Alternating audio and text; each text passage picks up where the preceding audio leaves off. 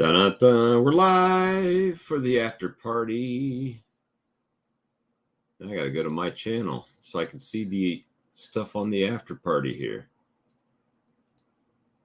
That we're live. All right, we're over here.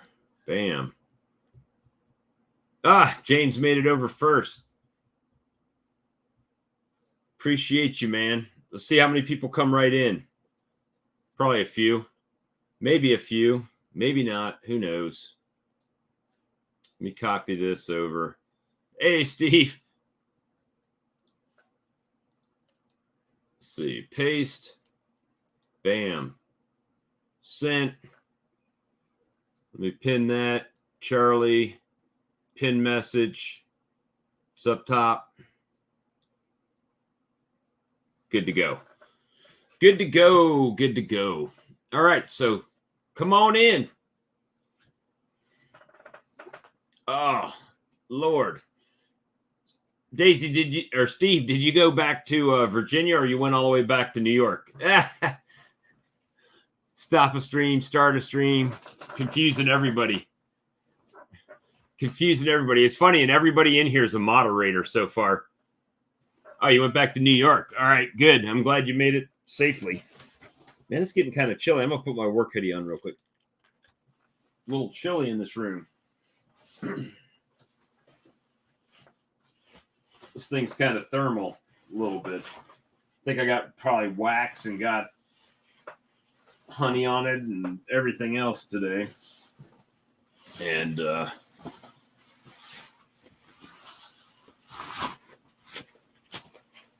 take the glasses off. My dirt, man, these glasses are so dirty right now. Need to. Hey, Vincent, good to see you, buddy. Glad to got to meet you at the Hive Life. And, I need somebody to come in. Hey, Amir, good to see you. And was in the other chat, and then everybody wanted to continue to go live, so I figured I would pop on live over here and see who's going to join me and come in and speak with me and hang out, because, I don't like talking to the chat that much. It makes for a little boring stream. There we go. We got Spanky back. Spanky! Hey. And Charlie, right Yep. back. Good, man. Wet the old whistle there. What you got going on over there, Charlie? Hold on. All right, now I'm here. Had to turn off YouTube sound wise. Nothing much. I just went through and put in what I spent at Hive Life and for my expenses for 2023. So I'm in the hole. Oh yeah, we always start out in the hole, right? I did while I was away. My brother sold $80-some worth of honey for me. Oh, that's good. Well, you didn't. And I sold some more today, so I think I'm up to $120 worth of honey sold so far. We seen Bob's live purchases. Did Charlie get a hive lifter? Anyone else make some big purchases at Hive Life? No, I got some good information from James McNally about it and talked to Duck River Honey about it a little bit. He wasn't, a whole lot of information there, but Spanky, what, you're sharing the stream of the stream? Yeah, I'm going to show Charlie. All right, Charlie, I hear these three buttons. You got pop-out chat. What is it? Pop-out chat. Pops the chat out. How did you do that? I just showed you. You click the three buttons at the top of where it says chat. And you mean it under where it says under YouTube, you mean? Yeah. Hey, Amir. That's what I'm trying to put that order together for right now. Okay, now I see it. And it's a little window. So I'm putting together a list right now to make a bulk order Amir Oh, okay. from Got it. Peerco. Got it. Okay. And so Peerco is who I'm trying to do the deal with. So I don't know that the bees care that much, to be honest with you, with the different types. To be honest with you, I like when I saw the premiere, something I liked about it and something I didn't like about it. And it's the same thing. I liked that it was thin, like it was easy to pop in the frames, but I also don't like that because I know the South Carolina heat will just remove that. And There's a funny article on that. And then so the warping is something that could be an issue down here. But I did Jeff just emailed me. Thanks, Jeff. I'm going to put a spreadsheet together with everybody's name and what they're looking so I can kind of keep a running total. Yeah, so that's the whole deal. The website, just put what you want because I'm going to get them at dealer pricing, right? So you're going to it's going to be cheaper than the website. So we're just trying to find out how much cheaper, right? That we can get it. I know what they go for wholesale, but I've got to kind of factor in how much it's going to cost to ship out. And I can't really show you guys the wholesale price. Like I can't pop it on the screen for everybody in the world to know, right? But if we get a list together and I can get the prices up, then I can share that information with you. So frames and stuff are relatively cheap when you're buying it wholesale. Hey, beekeeping, gardening. And so the idea is to buy in bulk so everybody can save some. And have you looked in their queen rearing section? No, so the list that they sent me is kind of. Oh, is it limited? The list they sent me was limited, so okay. They did have I saw the Chinese grafting set, or tool, but I didn't see a lot of other like small items, and I don't know if they just haven't put it on that list or if there's a bigger list. So their queen rearing section is kind of limited. Yeah, I mean, so it's a starting point. A lot of people this time of year need frames and foundation boxes and stuff like that. So if we could put together a nice order and get a discount on it, then everybody wins. At least that's my opinion. On those Pura boxes, they were high, man. Yeah, that's what I didn't really talk it, but somebody said he asked about them. Well, we can't say anything, but Greg across the hallway there can say them, or whatever, as the dealership, I guess you'd call it. But his boxes were $35 a box for a deep wax dip box. I don't know. Was that the box in Brian's stream where he was standing on it? Probably was. Probably was. I don't know what kind of deal they got worked out, but $35 a box is not very doable for me. It's not when I could buy a pallet of boxes. And if I buy a pallet of boxes, I'm getting them for $13 and some change out of North Carolina. So what, at Miller? No, actually that was from Bees Needs. Bees Needs. That's something that I kind of noticed at Hive Life this year is that last year I was there was 35 vendors and there was a lot of nice small mom and pop type vending outfits there. Right. Like they had what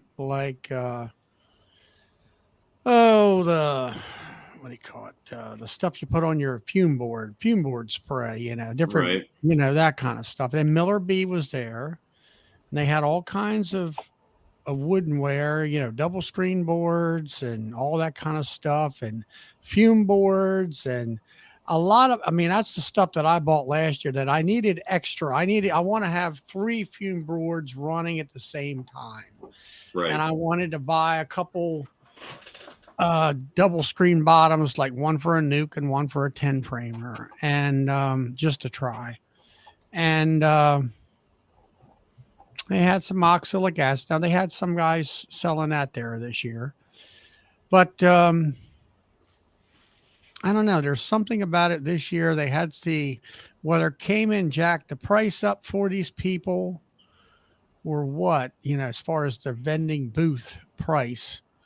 And of course, that's another thing is last year I could sit there and go to every booth and just really take in everything that they had. This year I got there Thursday night. I'm doing all this filming, and I did some more filming throughout the 3 days. And so Chris paid $69.90 for 2 Pura 8-frame deeps.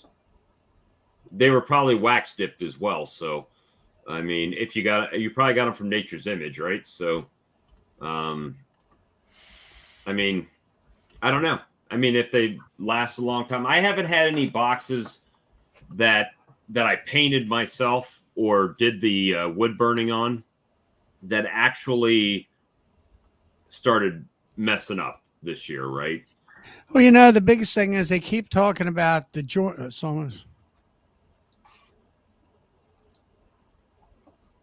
Yeah, I turned mine on. The only problem I had, and that you saved me, was my battery life. I'm definitely getting one of those battery things for the road mics, that battery pack thing. Now, I do like the Pura boxes. Don't get me wrong. I mean, I like the concept and the way they go together. But at the end of the day, it's a wooden box. And yeah, but like I was going to tell you, they're all talking about the joints, and the moisture going in through the end grain and all that. Mm-hmm. I've been at it for quite a long time, and my boxes don't rot out at the joint where the jointery is, and I just paint mine. That's it. Where mine goes funky is where you're jabbing your hive tool in, right there, about 2 to 3 inches alongside of the box. Right. You're wedging it in. Your joint is right here, and then out here 2 or 3 inches is where you're jabbing in there to pop the box apart. And I've had some right there on that edge where the wood just went mush. I tell you what, those the boards, the double screen boards and the migratory covers I got from Bob Binney, they're heavy. They are solid. That 8, what's he using? Something high density, something or another. But those things are really, really. So what did you buy from Bob? What did you get from him? Oh, I just got some double screen boards. I got 3 double screen boards and 5 migratory covers with the the hole cut out and the lid for the feeder bucket, just to try them out. And plus, I just did. I mean, if they had been there Sunday morning pickup for stuff before I left, I could have thrown a bunch in the truck and just drove it straight home. But I wasn't going to leave my stuff in the back of an open truck, and with 2,000 beekeepers going around. Yeah. It just wouldn't have been a good thing. So, but so I mean, that's my experience as far as rotten boxes go.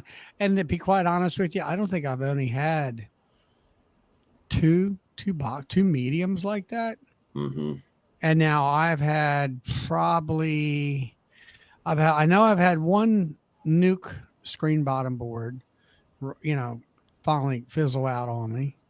And I've had at least 2 10 framers. So now I've got about 12 to 14 years in. So, I mean, all in all, I mean, what do you expect? It's wood. That's pretty good, I think. Yeah, I do too. I mean, I got one right now. It's in this stack here. Actually, I think it is 1, 2, 3, 4. It's the one that's got the purple box with a white bottom on it, the fourth one in. If you kind of look at that box, it looks like it's tilting forward like a little bit. Right. And it's where the board on the bottom bottom board it's kind of rotted out to where the two boards are sitting on top of each other. I have more issues with my lids and my bottom boards where they're just not very good. I mean, they're just not. I mean, You got it in your what, migratory? yeah, I've got my migratory covers is what I'm having problem with. The telescoping lids, I don't have any problems out of those. Yeah, I don't either. But Except for maybe the tin, the way the people who put them together, they either staple them and then the staples pull out. And then I usually wind up putting a screw in there with like a little flat washer. Right.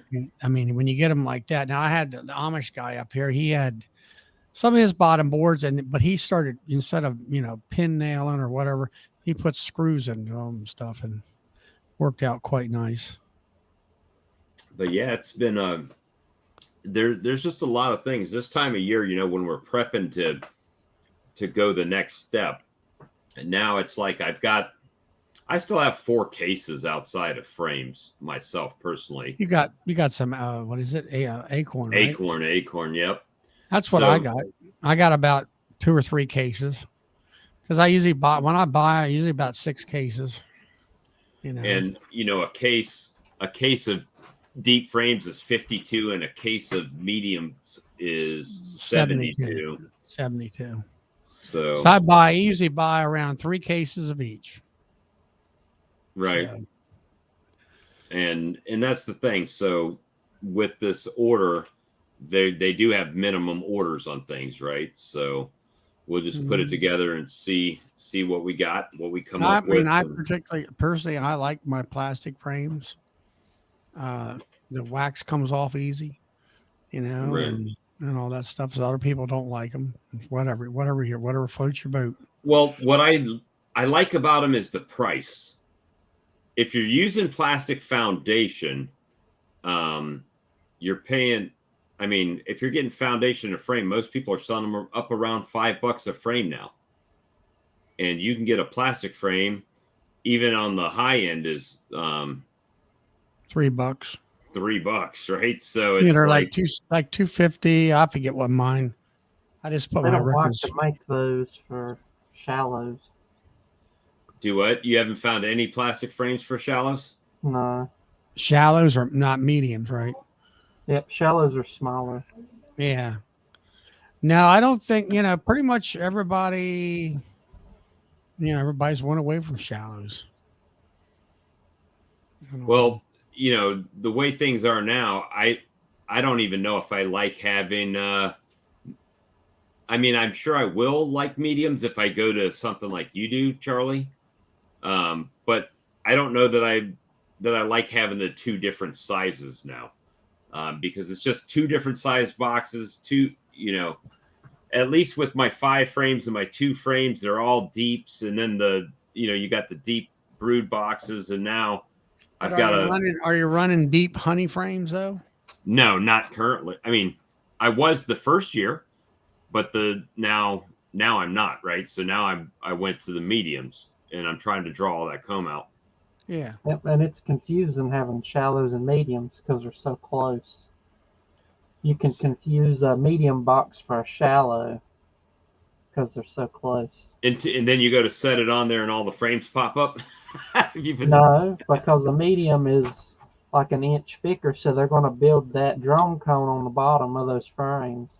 Oh, I got you. You're going to go in there and you're going to be peeling a bunch of drone cone off. Hey, Brian, come on in, man. He just finished his Zoom meeting, so he can come in now if he wants to. But last year I could buy a assembled, painted, with foundation, shallow super for $73 here and go pick it up. Painted and everything already. Yeah, painted. All the frames had the foundation already in them. But you could literally go and plop it on your bees that day. Well, I'm leaning towards the buying the least wax on them as possible now. If I'm going to re-wax them myself, then I don't need all their sprayed wax on it because I'm going to put my own wax on it. So, And that's what I had to do because my finger was messed up. So I bought those whenever my mentor come out, and he stuck them on there, and they drew them out just fine. so it's definitely been a learning curve. I mean, I do like the fact that the plastic frames seem not to be as tight in the box as the wooden frames, right? You scorch that box and them frames, and they seem to shrink down a bit. Yeah, that's a ton of work. I had a Miller box and Manlake frames, and they wouldn't fit together. And then I scorched the box and the frames, and they fit together. Hey, maybe Lee's got his stuff back together. He can jump in. I've got so much stuff over here now. I got boxes everywhere. I got swarm lure everywhere. They were doing this, guys. So I don't know if it was every day. I don't know how I ended up with them, but everybody was giving out like Hive IQ. I don't even know what's in it. I just literally got the bag and I have no idea what's in it. Well, I know what this is because I threw this in. I bought all the University of Guelph's videos on a thumb drive. So I've got all that. So that might be something if somebody wants to go. We could do like a chat, even if it's not live, just a chat, right? And then pick a series and go through it and then talk about what they did and stuff like that. Is that all the videos you get on YouTube for free? Yeah, it is. But if I'm going somewhere to like a school and want to show somebody something, I could just pop it in their thing and show it, right, without having to look it up and worry about their Wi-Fi and everything. I don't know. I looked at his belts as those beehive belts, but you know, when you're looking at $90 for a little belt, I'm like, I don't think so. So like this Hive IQ is the cool thing, right? This is kind of similar to what Ed was talking about on his not Ed, I'm sorry. I'm drawing a blank.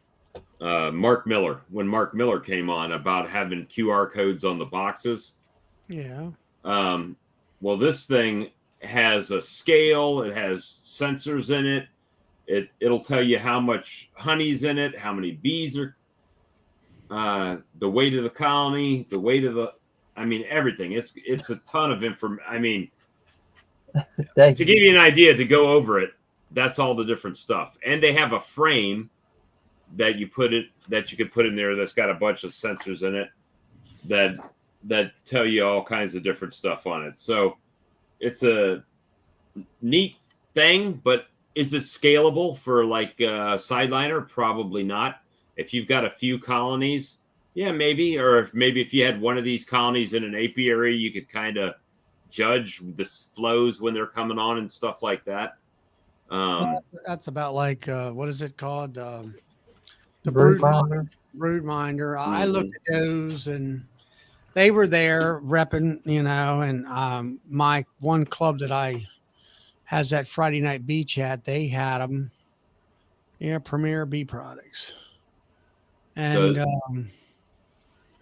anyway, I don't know. It just it was interesting. You kind of have to learn how to read the graft. And then after you read it, it's like, okay, well, how do you apply the information? You know, there's no real instruction on that.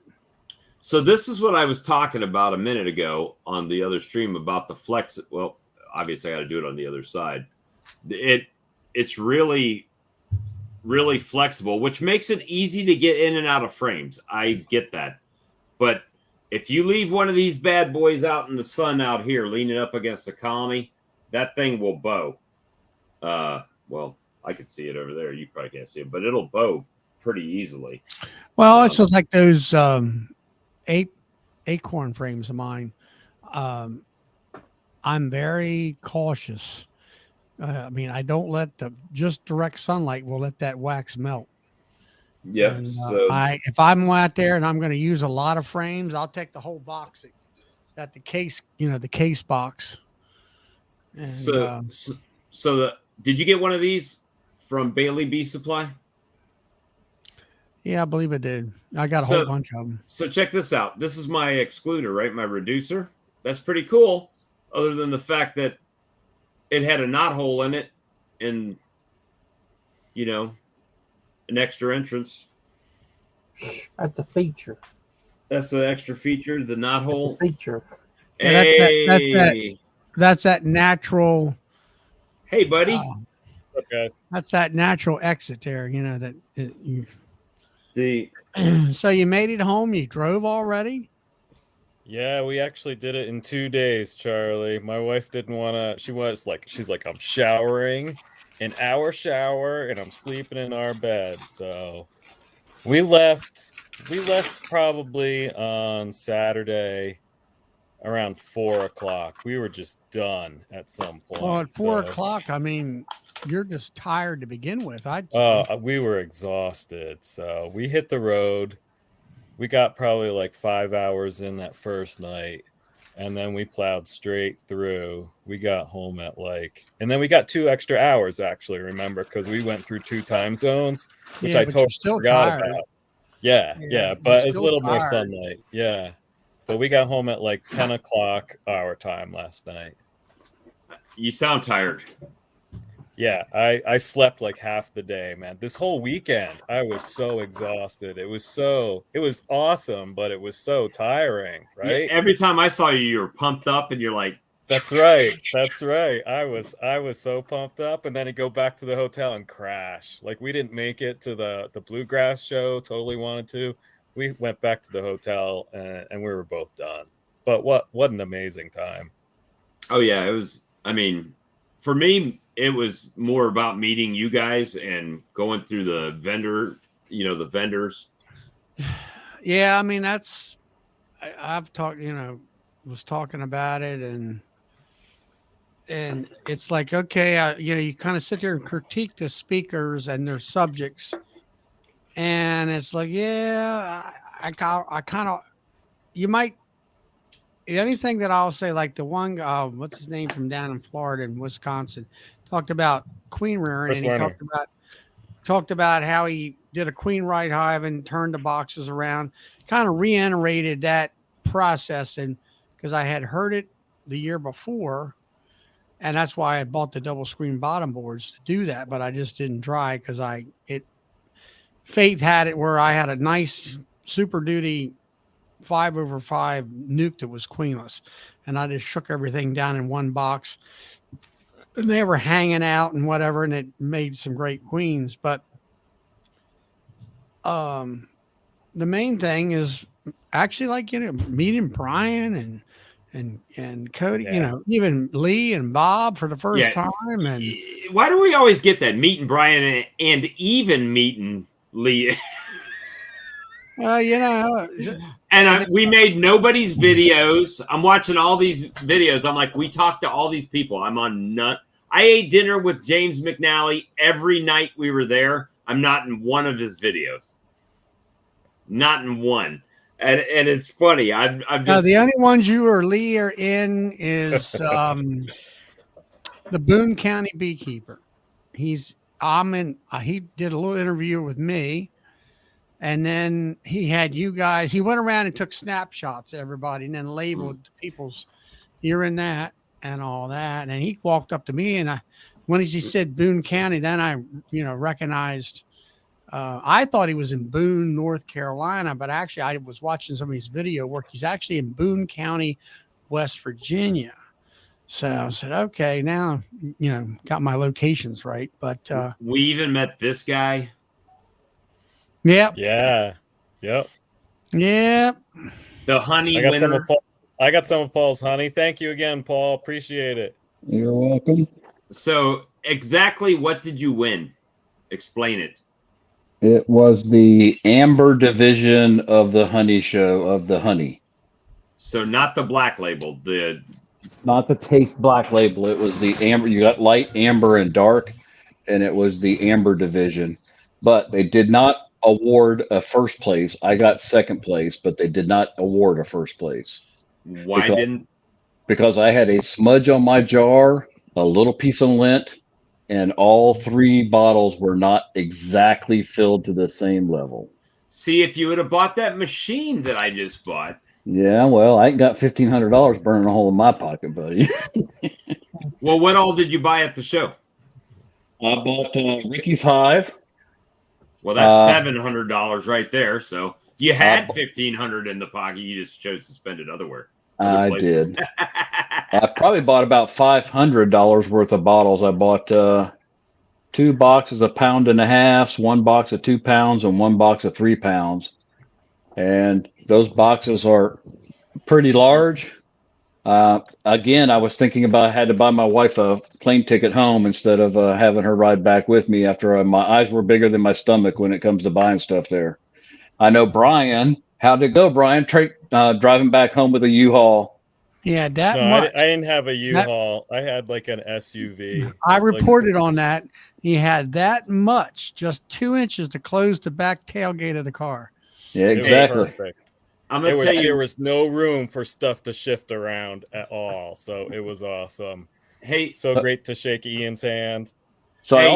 I had also 5 boxes, 5 deep boxes, 5 new clean excluders, and 100 unassembled frames, okay, all in a pilot. you were slam full. I was slammed. Oh, excuse me. The biggest problem was I had also 5 veils from Man Lake, and they were the round veils, the Clearview round veils. And Right. I thought they collapsed and would be flat. No, they came in. 2 of them came in a box of about 3 cubic feet, and then that times 2 boxes times 3 boxes actually. That wasn't what I was counting on. I'll tell you what. At the show, I felt honored.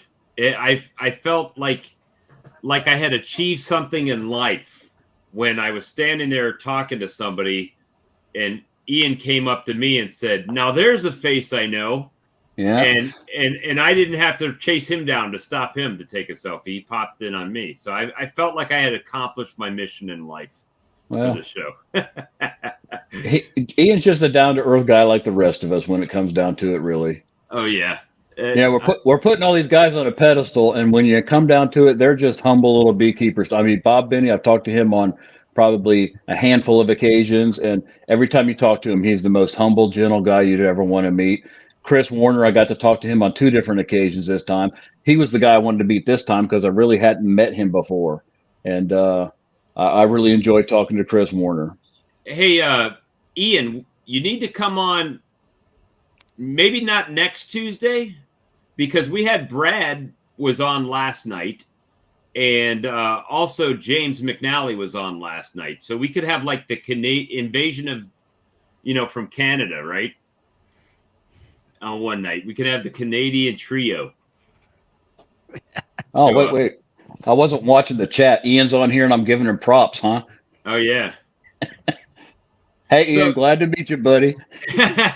Yeah, I mean, yeah, just but the thing is, you look at them on YouTube, and you don't know what you see them on YouTube, but you just don't know what to expect till you shake their hand and talk to them a little bit. Right.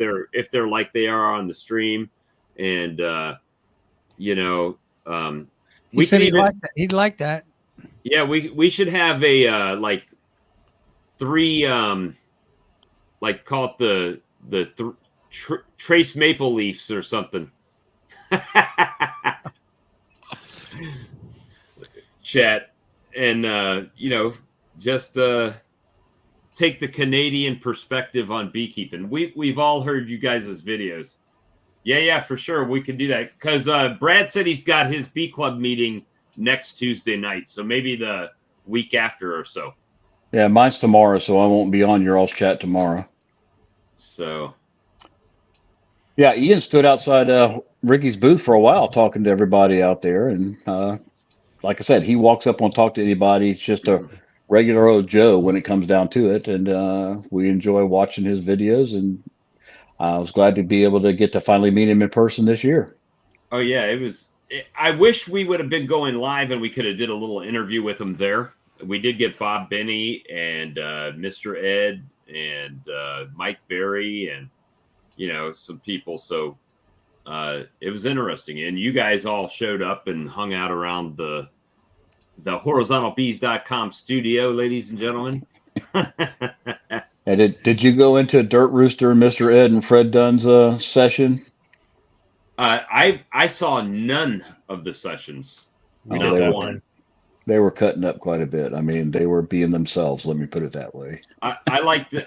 But I had been catching snippets of Ian's on Facebook, and Ian had that first aid kit that had the moonshine in it. Is that what it was? It had a couple different moonshines, and there was actually some medical thing on there. And he might even put it in the chat what was in it if we're lucky. Well, I did find Sawmill Charlie's favorite place to eat during the week. He and his group of keepers down there. Oh, you mean my down- gosh. Oh my down gosh. in Chubby's. Look And at that. We ate at There he Chubby's a couple is, different man. times. I'm multitasking tonight, so you guys are on my phone tonight while I'm trying to upload my video from today. Well, Ian's in the chat. Oh, So hello. what we're planning to do is, Brad said he couldn't make it next week. So maybe in a couple of weeks that it'll be you, Brad, and Ian on the same stream. The Canadians are taking over. Oh, take Yeah. off, eh? Take off, eh? Oh, I guess we have to call it the hat trick for hockey, right? The hat trick. All there three you go. Canadians at one time. There you go. So this is like the after show. So there was another stream that went for about an hour, a little over an hour, and everybody didn't want to give up yet on the beekeeping chat, so we just moved over Right on. to this stream. Well, it's taken me about an hour and a half just to edit the video from today. So, Where are you at now, James? made it down to Atlanta, Georgia. Okay. Enjoying some warm weather. Yeah, it's all been. So warm. did you What are talking about? did Richard Knoll fly down with you? Is that where he flew back to from Knoxville to Atlanta? Atlanta? I'm I not don't sure. know. I drove down. Oh, that's right. Okay, yeah, that's right. But, yeah, it was an interesting drive. I stopped by Ruby Falls. You guys probably have seen that a million times, but man, that is something to see. And what state's that in? In Carolinas? No, I think it Tennessee. was in It's like- Tennessee. Yeah, Right at Chattanooga. Ruby Falls and Sea Rock City, right? you got her. Yeah. And then I didn't get Jack up there- Daniels. Yeah, well, I didn't get to the Jack Daniels. That might be. I might have to drive back up there tomorrow. But they had some trees and stuff down across the road, so I ended up having to take a little bit of a detour. Okay. So you're editing videos? Editing videos, yeah. So just finished talking to the wife. Priorities, and then I thought, well, let's see if you guys are still on here. And then you put in your order for that extraction line that we were talking about. Well, that's definitely in my future. Once You know- again, though, I've got to crunch some numbers, so I absolutely want to ensure that I'm in the black at the end of each and every year as I grow this business. So, But is that price? We talked about the difference with the exchange rate. Does that turn out to be a fairly good price for that line for you? I haven't had a chance to crunch those numbers. I was going to do that tonight after I uploaded the video here. Get on the website. Now, I understand when you say you crunch the numbers, but I guess you have the price, let's say $25,000. So are you looking at how much product you're going to sell at i.e. honey in order to see whether you can break even? Well, yes. So I take into account, and it's always, I try to set a budget. Let's put it that way. I try to budget it and make sure I stay within there. So, knowing what I put into the bee barn, it's always a crapshoot, as to what I get out. If you've watched my video, I'm taking everything on the high end. So, I think my calculations, I think have allowed for 30% loss. I sure hope it's nowhere even close to that, just for the record. But I think I've allowed 30% loss. And then, 3.5 million Canadian. Exactly.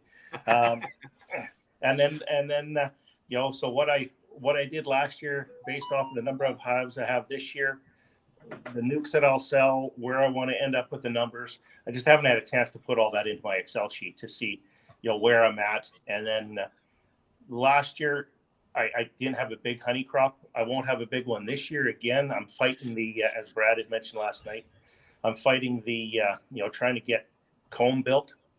So I don't expect a large honey crop for at least 2 years. Did you have something larger than 3,800 pounds prior to that? No, that was the largest one I ever had. Okay. So you got to remember, I only moved into the sideline business here 2 years ago, right? So, so this is as I'm growing this, but I set myself a budget. So year one, I set myself a budget, and I wanted to make sure that I was at or near the black one at the end of the year. I exceeded it. I want to set the same thing this year so that I exceed it. And of course, it's always a trick because I try to make sure that the goals that I'm setting are actually achievable goals. And maybe I'm handicapping myself too much, but I just assume, 30% loss. I sure hope I don't come out of the barn with 30% loss. Yeah. So, I mean, I'm looking at, the way I kind of look at it is that you like me or you, we both have day jobs. Absolutely. And I look at investment. Yes, I want the bees to pay for their expenses. And even if you're financed over 10 years, they're almost as lifetime's investment. I agree, Ian. And what I'm getting at is that if I like for the bees to pay for their input costs and stuff like that. And if you can have a certain amount of profit and then you can reinvest into your business.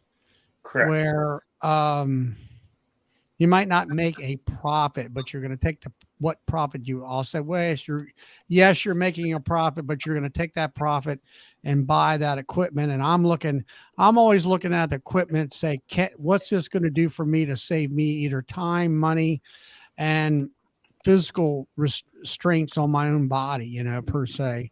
Exactly. Well, as you know, I do this. I'm a one-man operation. And like Ian's got a very good point, so I've looked at all of those and I've tried to find a used extractor.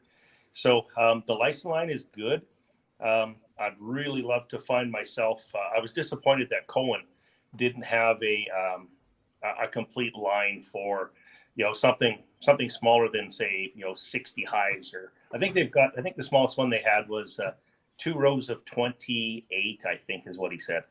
I'd have to go back and take a look. Don't quote me on that. Like I was telling you at dinner or whatever it was, there's a guy up in the state of New York that has a Cowan that he said it's good for up to about 400 hives. And that's perfect. That's what I'm doing. And that's perfect. Right? And the way he had it was had the queen uncapper. It went into an extractor, and I'm going to say I'll say it did, like you say, 28 or 30 some frames at a clip. And then he had one, as he pushes the frames out, he only had one of those racks that holds the frames. Correct. And then off to the right of it, he had this, he had the wax pump, which is wax and honey together out of the queen and capper. And that was pumped over into their wax separator machine there. And I don't think it wasn't like Ian's, something Bio. I forget what the brand name is, but anyway, it's not quite automatic. It wasn't, but I forget, he was doing like 180 boxes or something like that. I reinvest into efficiency. Payback is real. Yeah, exactly. Well, and that's like, and I'm gonna with Ian. I always remembered Ian talking about where his dad told him to get that hive lifter because his dad had hurt his back. Yeah. And over the years, I've messed my back up some, working where I work at. And, like I just bought that bottling tank, and that saves me so much lifting buckets, and I can fill the tank up, and then I have a scissor lift to raise it up, and all I do is grab my bottles and fill when I'm done, and I don't even have to lift the buckets to fill it, one time. Exactly. So, but and like I said, and then as I was driving down here, because Bob had let me know that he had found those prices, so he kind of gave me a call on the way down. So I was thinking about that coming down, and I mean $30,000, $40,000 for this line. Yeah, that's not something that I'm going to pay off in 1 year, right? I mean, right. Now, what is a proper payback period? And this is where I got to crunch the numbers. Is it 5 years? Is it 10 years? Do I what do I build in for depreciation and everything like that too? Yeah. So, and then you got tax benefit too, right? So yeah, there's some of that, yeah, but it still depreciates. So, like I say, I just gotta. I know I got to take the plunge. I know there's no way that I'm going to be doing my extracting, or I sure hope I'm not doing my extracting, with 150 hives with my 12 framer, my big decapping knife and a 12 framer, exactly. But that's all I could get my hands on last year. Like I said, unfortunately, the supplier kind of dropped the ball on that one, and that's all he had left. I had originally had a 30 frame ordered up. But anyway, so won't get into that. Long story short, that's what I ended up with, and I made it do. Yeah, but maybe that's sort of a blessing in disguise, where now you're looking at an extraction line, and in your situation, you're wanting to grow. You got 78 hives now, and you want to, let's say, double that. The extraction, I want to at least double it. Yeah. At least double it, or triple it, let's say. So now that makes, it's like I said to Bob there, your first purchase is always your cheapest. And, instead of buying a 30 frame for whatever that cost you, you take that money and put it in your extraction line, and you're done, Exactly. You don't have to buy anymore. Well, so how many frames roughly did you extract, do you think? If you got 10 frame boxes and you got one box off there, that's 780 frames. Oh yeah, right? I got more than one box off of a couple of stuff too, right? But and some of them weren't full. Keep in mind, I'm fighting the whole drawing the comb out, which it's a constant battle. It's a battle until I can get ahead of that, and I expected that. Talking with Brad, he gave me a heads up on that well in advance. And he was bang on. He was absolutely right. I mean, it takes time, and until I can get that comb sitting in the shed ready to use whenever I want it. I mean, that's costing me honey to build that wax comb and everything too. So it's how do I put this? If you go back and you take a look at my when I decided to actually go into the sideline business and actually make this a commercial operation, I'm trying to stick to the original, my original vision. Can I grow this business, and can I grow this business successfully with a $10,000 investment? Now, keep in mind, I'm not paying myself right now, which we get into the whole pay yourself first, so on and so forth. Right. It'll pay myself. So I mean, I've already got $20,000-ish worth of bees sitting in the barn. Right. I could sell those at any day. So, but I'm keeping track of all that. So when we get there, I fully expect this business to reimburse me those funds. But that's what I've been really working on, was to try and stick to that goal and stick to that vision, and grow this to show people that it's possible if you work hard at something and you stick to the goal and don't bury yourself in debt. you can make this work. And I don't think it's too hard for anybody to come up with 10 grand, really. Hey, James. There Well, was a question in chat for you from DC. He was wanting to know if you got your knife, your longer knife down there. Actually, Pierce is they're sending it to me. So they had sold out at the show, but they once again blew my mind. That I figured on that video that they would swap you out. they are. They're sending me a knife. They which is awesome. I offered to pay for it. It's just that it's a bigger knife, but they insisted no. They're sending me a knife, which is it's incredible. I'm not I don't have a whole lot of viewers. I don't have a whole lot of subscribers, but to think that a company like Pierce could see my video. Initially they sent me a bit of an Instagram, and that's it was all the gloves came off at the show, but to think that they knew who I was, they listened to what my review had said, and they made a longer knife because of it. That's mind-blowing. Like, well, back to the efficiency of the extraction line. So right now, just assuming you took one round of one box off of each 78 colonies, that's 780 frames, right. Means you ran your extractor 46 times. Oh, I was extracting with my extractor there for better than almost. Oh, I think it was every weekend and every night for pretty much about a month, and just a little over a month. Man, I was beat. And if you had the extraction line, just the extracting time divided by 40 frames, you would only have run we'll say 20 because it says 19.5. So yeah, 20 times around. So that's significant increase. Plus the automatic uncapper, right? So the automatic uncapper is saving huge time. Yeah. So I want to see you buy it just so I can see the videos on the damn thing. I'll be honest with you. I'll even subscribe to your channel if you get the machine. No, I'm just kidding. I'm already subscribed. But it's one of those things that if I had the money, I would have already pulled the trigger. But I'm just not to that stage. Who knows? In a couple years, things change. I might, expand differently. But right now, I've got a 30 frame, so, and a manual steam uncapper, but we grow and expand, and that's kind of how things just progress, right?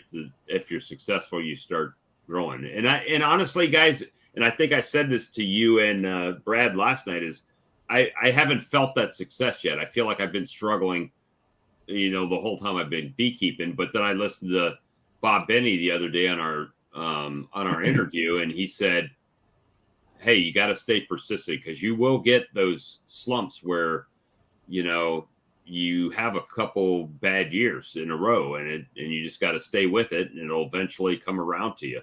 Well, I think in your situation, Bob, is you've got the equipment, you've got everything as far as extraction line that you need.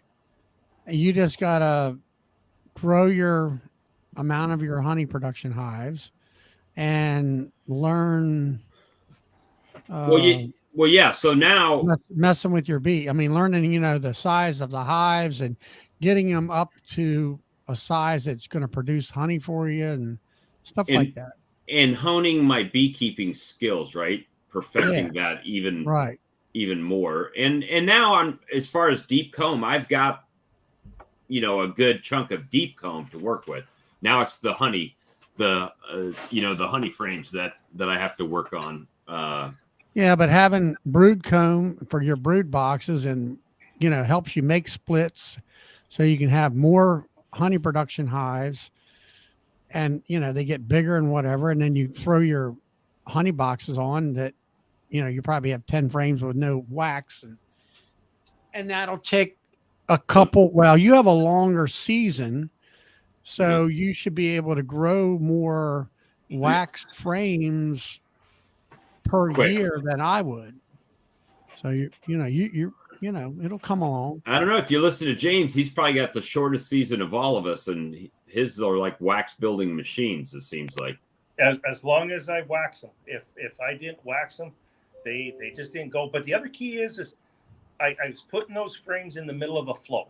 That's key, right? You need that flow. They need that nectar. They need that those resources to build that wax. So it's key that, when I was saying that they're drawing them out within 24 to 48 hours, got to remember that's in a heavy flow. That's right. And another thing is the amount of honey that you're getting in is the fact that you're having a horrendous amount of honey coming in compared to, let's say, me, where I only get maybe 50 pounds per hive. right. Or maybe I think, this past year I got about 80 pounds, which is really good for me. Right. Well, it goes back to the area that you're in, right? So, well, that was like Brad, there we go. And cool. When Ian stopped by, Lee dropped that down in there, so he just reminded me. And what was Brad saying from he was getting a bumper crop would be 300 pounds per hive, and or 250, something like that last night. Was What they say the United States average is like 50 something pounds a colony. That's about it. I talked to some like Lloyd that he's been at it for 50 years, and he, in his younger years, they would get 150 pounds, but the forage is all gone, houses and farms and all this other stuff. It's just not there anymore. How long you been beekeeping, Bob? Me, this will be actually my 4th year. So yeah, don't get discouraged. I mean, if you my videos that I put up when I first started, I mean, they were worse than bad. But like I said, my first year I killed all my hives. I hate to say it, but that's part of the learning curve. I couldn't figure out what I was doing. The second year, I think I managed to get 2 of them through winter. The third year, I think I managed to get up to 3 or 4. So yeah, don't get discouraged. Unfortunately, I wish there was a magic wand that could say, okay, here's what it is. But there's so many variables, in landscape, in weather patterns, in bee species and genetics and disease, all of that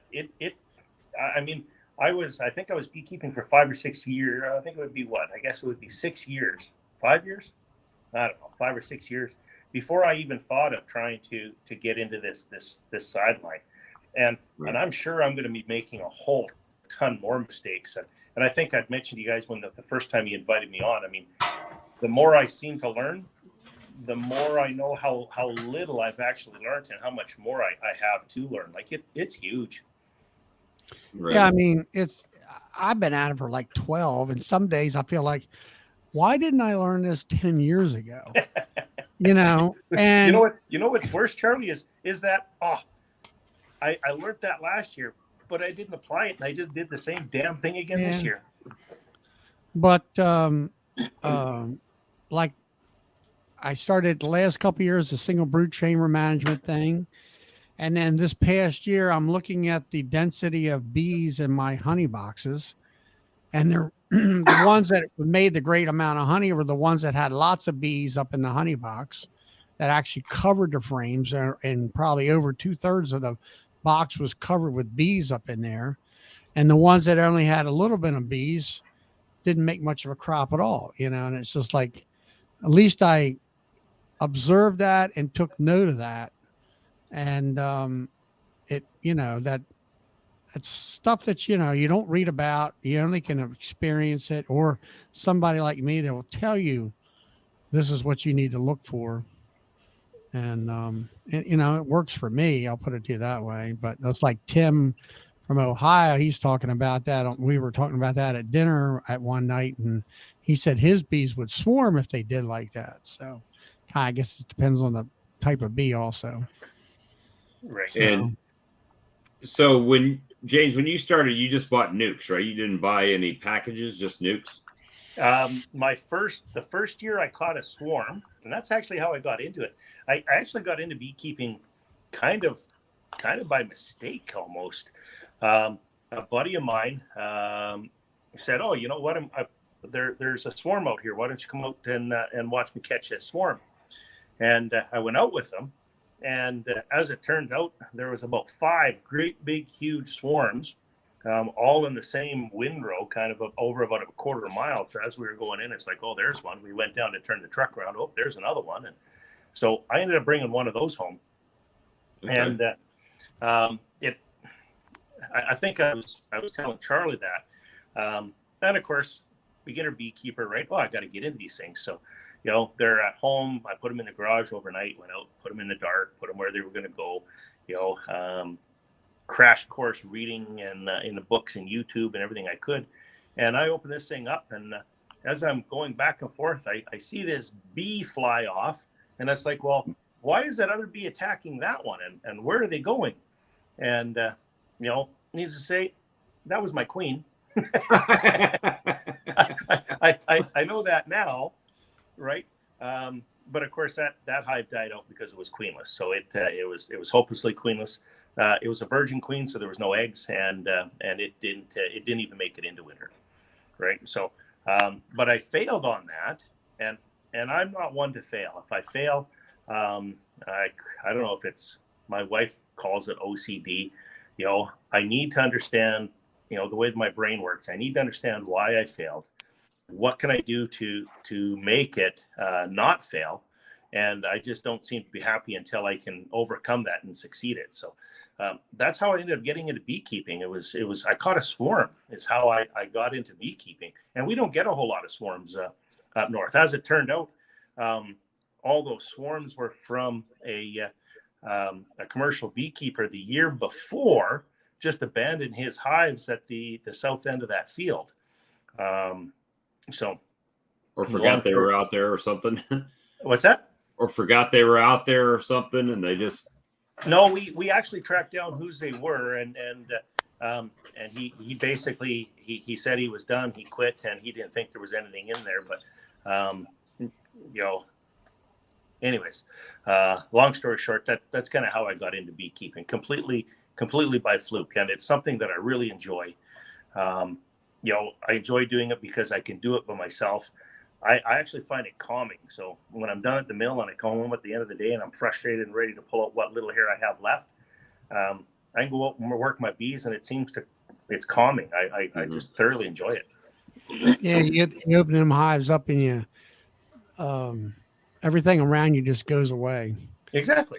You focus in on that. Yeah, it used to be that when I was flying too. So I don't fly as much anymore. So Bob, how many pounds did you actually pack last year in bottle? So I actually, what I harvested, I actually harvested about only 220 pounds. Yeah. So you're talking about extractors and equipment and stuff. You're really equipment heavy now. I mean, you're I guess positioned to take the next step in expansion, because you've got that nice steam uncapper, you've got that big extractor. Now you bought that new bottler, which I'm looking forward to seeing how it operates or whatever. But you know, I had about 550 pounds to bottle or whatever this year, and I'm having a hard time justifying, you know, spending the money to buy something there, even though it's a nice expense or art. So nice what I learned my second season, right? So the first year I bought a bunch of stuff and I didn't get to use it, right? Because like I said, I got to 15 colonies and then the hive beetles took over and I only overwintered 4 nukes. And then the second year, all of a sudden those 4 nukes turned into 15 colonies over winter.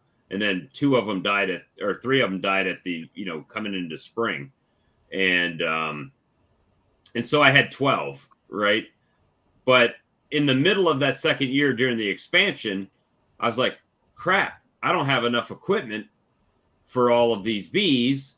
And then I found myself in the middle of the year assembling boxes, painting boxes, nailing them together when I really needed to have that equipment ready to go already, and I didn't. Just buy it So already done. And then last year you tried to jump to 35 mating nukes or whatever, and kind of yeah, so now may have been. I got 30 mating nukes. I've got all the nucleus colonies I bought the first year that are setting out there, right? That I have excess, and then I bought 25 more deep boxes, bottom boards, top boards, frames, and 50. I've got 50 honey supers out there, and the like 650 frames. I don't even have enough medium frames to fill all those boxes, but I wasn't going to be caught with my pants down in the middle of the flow and need equipment and have to go buy it, assemble it, paint it, Right. get it all together. But it just didn't get to that point. So yeah, Matt, you're right. We don't have a winner, and we had a big discussion on that the past couple days actually about how winter can actually be a blessing for you guys because your bees are so tightly clustered, they're not eating that much. And, yeah, winter is hard on them. Well, I'm not saying that from that aspect, but you don't have that constant them going out and flying and eating through their stores and then starving out in March, or right when the season's getting started either. Well, I think he, if Ian's still there, I think he said on his speech that, or somebody asked him, maybe it was a question, but I think he had mentioned, the end of March, beginning of April is when we start to see our bees in the shed. And keep in mind, this is my first year in the shed, so I don't know exactly what's going to come out and how it's all going to work, right? I sent you a picture, Bob, because there's one of those that if you want to put it up there, because everybody keeps asking, well, how do I remember this stuff and how do I get it?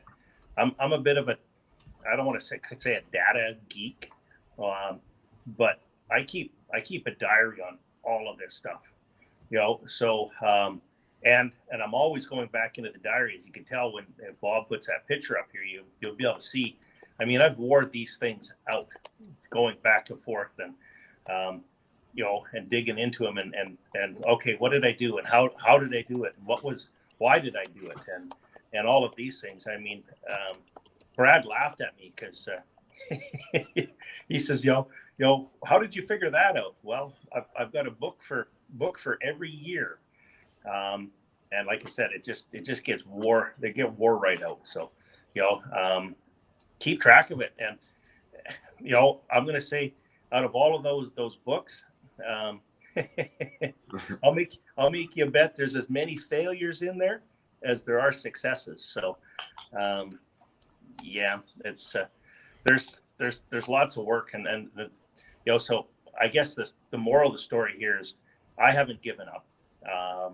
I know there's lots of successes in my future, but I also know there's a pile of failure that I have to go through, and I hope I don't. I hope these chats and the talking people like everybody on here and like I said, hopefully I can learn before I make those mistakes, but. It always seems to be the mistakes that you make that are the biggest, that you seem to remember and you seem to learn the most from. I don't know why us as a species has to do that, but that just seems to be how it is. Well, you're talking about that diary. I have on my phone. It's called Color Notes. It's a free program that came with it, and you can either put check boxes and text or whatever. I actually have a bee yard diary, where I put the date and the weather conditions, and then what I do. And I just keep, every time I go through the yard, I put in there what I've done or what I've seen, or look out for this, look out for that type of thing. So and you're right, James, you go back to that and cycle through and see what you did from the previous year, and it does help. Absolutely. And as far as me driving in the rain there, we had rain till we got, I'll say, till Bristol. Then after that, the rain quit because it rained. I looked on the radar. It went south towards Virginia on the coast, and it was dry weather all the way home after that. I can't hear you. You're muted. You might be talking to his wife. Oh, okay. And Brian's muted too. Brian's usually chatty. He's being pretty I'm quiet. fading, guys. I think Yeah. I'm Yeah, gonna 11. check out, man. Yeah, it's getting late. 11:30. I think I need Long to be. drive. Yeah, It was, absolutely. yeah, So definitely. have a good night, guys. I'll miss you tomorrow night. Tomorrow night's my B Club meeting, so I'll see you probably later this week. Yeah, All right, mine bro. too. I won't be in. See you, Ryan. All Yeah, right. take it easy. Yeah. See you later. All right. So, yeah, it's obviously this is something that we could talk out about forever, guys. I mean, this is it just is the way beekeeping is, right? I mean, like you said, the more you learn, the more you need to learn, the more special, like queen rearing and Right. there's just Skill set. bunch of rabbit holes, right? And once you think you got one thing mastered, then you start mastering something, trying to master something else. You forget things that you learned to begin with, right? Well, my biggest thing is I'm always trying to. I don't want to say improve. I don't want to say fix. I'm always trying to find a solution to a problem, and there's lots of problems that I have. Short season. Well, how do I make my season longer? Well, you really can't make your season longer, but can I start it earlier? Wink, wink. Yeah. So Brad and I actually, it's funny because after our discussion last night, I think it was like 3:30 in the morning when Brad and I finally shut her down. It's like, I got to drive tomorrow. What the hell's all that? But it's those conversations like that get this, gets the brain going and gets the brain in gear and really talks and chats and discussions like this, they're priceless, and hopefully, I don't know how many people or viewers that you guys have that come into these things, but I've only been on them. Well, Charlie, you invited me the first one in, what was that, a week ago? Week and a half ago? Something like that. And New Year's Eve, right? Somehow I asked you whether or not you were going to come and the hive life and whatever, and wanted to get together and talk about that hive lifter and stuff. Yeah. But I mean, I'm sitting here thinking about what you've done. First, you've learned how to keep bees, and then you seen the need for the bee barn because of your weather up there, which is, I'll say, priority in order to keep your bees alive. I think you're buying and investing in your equipment in the correct order is what I'm trying to get at. Oh, I hope so. Well, I mean, you got your bee barn, you got how to do your, your expansion and keeping your bees alive, and you got a hive lifter to help you there. And then I think the next, I think you'll find, like we were talking about the hive lifter, and I'm looking, thinking about hive lifter extraction line. That's easy. Forget the hive lifter. You need an extraction line at your level because, I got the lifter, but my problem is that my theory is I'm very quickly going to outgrow that lifter. But you're right. Yeah, I mean, my next big purchase. But I mean, if I have a choice between a hive lifting machine of some sort, tractor, whatever we had discussed, versus a extraction line, and you're at your scale that you're scaling up, you're constantly scaling up. The extraction line is more important to save you time. Now you might, it's like Brad said, is it Brad from Canada, or is it Brad? Brad, yeah. Brad, it's Brad, right? Yeah, I got my name right. Like he was saying about the tractor with a set of forks and stuff. That might be, in a lot of ways, I think it would be quicker, as long as you got a flatbed truck, if you had like a 550 4-wheel drive, like Benny's got to put on bees. Yeah. So, and that's part of, like I said, that's part of where, I mean, I'm not saying yes and I'm not saying no to anything. I mean, I wish I had $100,000 I could invest. I'd get an easy loader. I'd get an extraction line, and I would, I would get into this full time. And that's the other thing you got to remember I'm doing. So it's a sideline business right now, but I really hope it grows into something that can be my livelihood. You know, so that's where I'm going to, and I keep continually pulling the reins back and pulling the reins back. You know, I want to make sure that I'm doing this. I don't want to say methodically, because you know, some people that do things methodically, you can convince yourself that you're not going to get there, right? I'm going to get there. It's just a matter of am I going to get there in 3 years, or am I going to get there in 5 years? I'm definitely Well, there. Well, it's like Ian also said, you know, you kind of you grow your bees into it, or whatever, how he put it. Grow with your bees. Grow with your bees. Yeah, actually, You if you watch his video, and he's probably still on there, but he says buy your equipment. No, he said he was going to bed, I think. Oh, and grow your bees. Buy your equipment and grow your bees. So, and that's what I'm doing now. Unfortunately, because I'm using the two-way pallets that they've come up with, and I really like those. Just for the record, putting them into the bee barn and picking them up and everything like that. I can't explain it enough, but everything fits, you know, and everything locks together. Like, it is so nice, you know, that it just works. So I can't buy that equipment. Now, Brad was nice enough to provide me the drawings and the prints and stuff. And actually, I think I kind of impressed Brad, because when I originally saw his drawings and his prints and everything, I reached out to him and I asked for permission to use those pallets. And I think I kind of took him a little bit by surprise, because we put a lot of content and everything on YouTube, and people just take it and grab it and run. And you know, I know between him and Ian, and they put a lot of time and a lot of research into those pallets, and I just didn't want to just take it and run with it, right? Could I have? Sure, but that's not who I am, you know. So I reached out to him, and you know, he was from there. That's really how I started to get to know Brad, was, you know, from a question.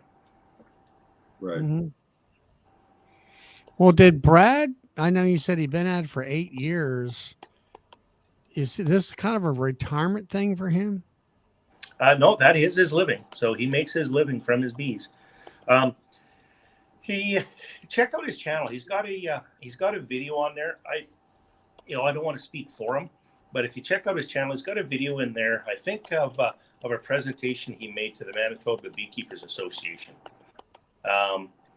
of how we managed to get into bees and things like that. It's actually really interesting.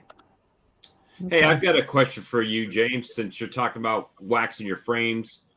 How long can you, like, if I go out there and wax these frames, because I've got a ton of them, if I just knock them out this weekend, how long can I let that fresh wax sit there, or will it be fine just to sit for a few months or whatever? Inside the hive? No, like, if, you know, I've got some stored up. So if I go out there and just fresh wax and roll the wax, are they good until I use them, or? Oh, I don't know. As long as I've waxed them, I used everything I had last year, so I can't tell you that. But I don't know if they'd be good for a year. I don't know if they'd be good for 6 months. I don't know if anybody else would be able to answer that question. But like I said, I'm trying to grow so quickly that everything that I had waxed is in the hives, and they drew it out. In fact, I had one video where I was putting wax frames in late last fall, and everybody's like, "Oh, that's a mistake. They're not going to draw it out. They're not going to draw it out." Well, we had a when I put those in, we had a small fall flow, and believe it or not, they drew everything out that I put in there. So I think I put those in there, and I can't remember. I'd have to go back and take a look. I think it was middle of September, end of September. And everybody's like, "Oh, you know what? They're not going to draw those out." And I was thinking, "Oh man, what did I do? Did I make a mistake here?" But they weren't drawing it out anyway, so I had nothing to lose with the stuff that they weren't drawing out. So I put it in there, and lo and behold, when I opened them up to check to see if I'd plugged them out from feeding, they had it drawn right out and filled up and capped off. So Okay, so I just didn't know if it was a certain time frame from when you rolled it on to the foundation or whatever. If it was, not... I don't know. I wouldn't think so, because, like I say, I had a problem with the pre-waxed frames, but I seem to be the only one that had a problem with the pre-wax frames. So you're just the only one that called him out on it. Yeah, well, I don't know. I didn't call him out. I asked the question, right? Because if maybe it was something I was doing wrong. But I would think they probably have their stuff waxed and stuck in the box. Some of it's probably a couple years old. So I would think you're probably okay, Bob. So this right here, I mean, we were having this discussion. This is, you recognize this frame.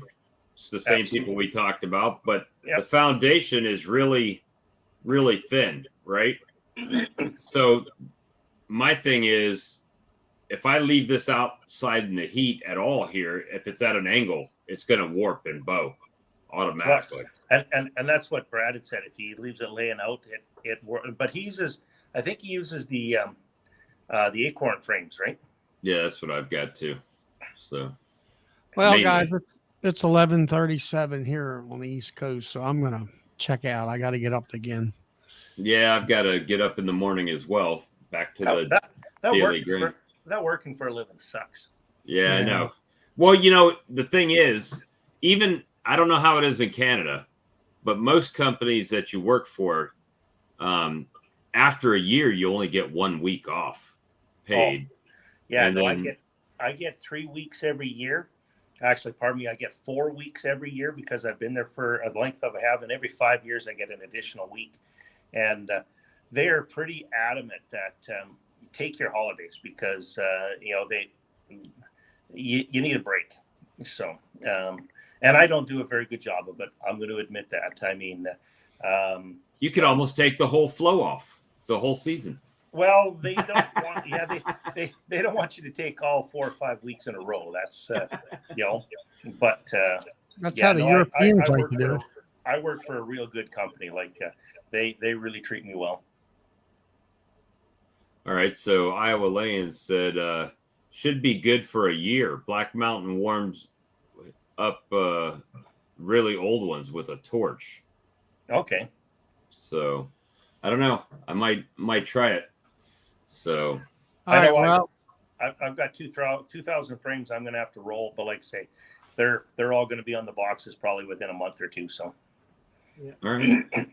That sounds all right, good. guys, I'm gonna go. And have a good night, Charlie. I'll see Bob and everybody tomorrow night.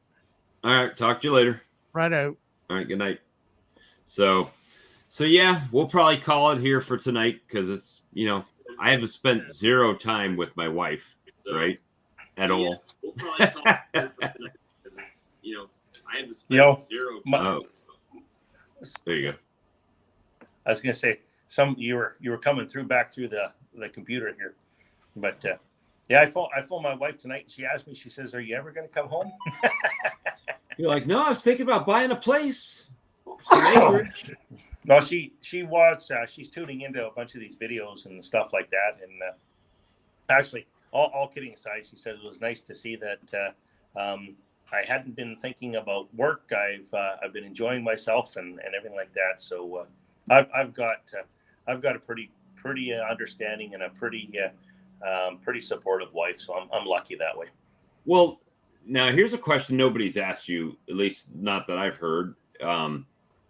So how many hives could you feasibly put on your place where it wouldn't be over, I guess, too many where they can still produce? I try to put 40 hives per apiary, and I have land right now for 4 apiaries. So I'm good up to 160 hives, without even blinking. And being a farm boy, born and raised on the farm, I have I have access to, other people's farms, right? Sections and sections and sections of land. Absolutely. I'm quite fortunate there. Okay.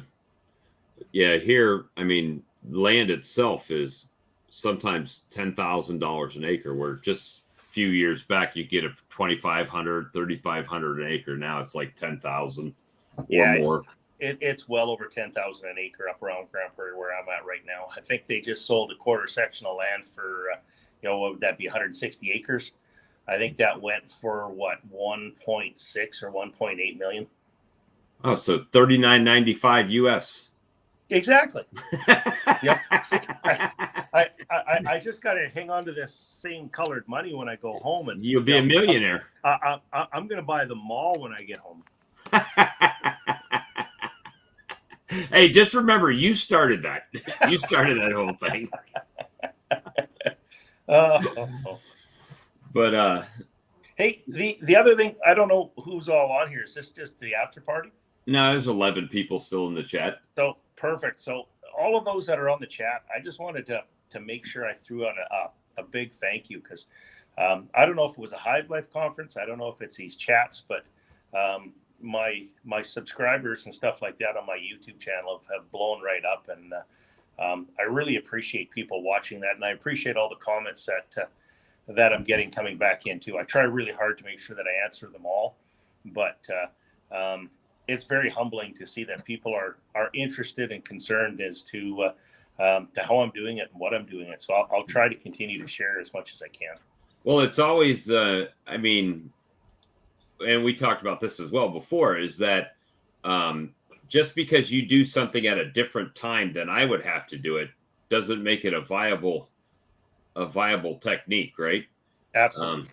So it's just about when you would apply that situation or that technique. So absolutely, the basics are the basics, and they're the same everywhere, right?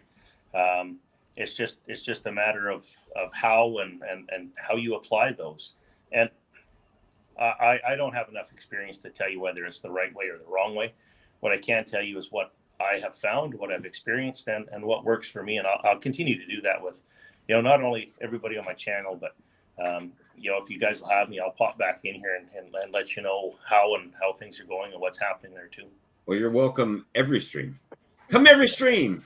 You're gonna get facial recognition, because I can change up the title on the bottom, but you guys have got facial recognition to be all hell no.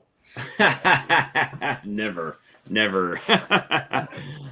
All right. Well, hey, I'm gonna go get some rest, and hopefully you guys have a good night. And I appreciate all of you guys checking in. And again, if you want to get in on our initial co-op offering, go to Peerco, make yourself a list of what you can use, and then we can get together and discuss what the pricing would be and could be, and see what we can come up with. This might be a start of something good. We don't know till we try. So at any rate, guys, everybody have a good night, and we will talk to you on the next stream. Thank you. Bye, everyone.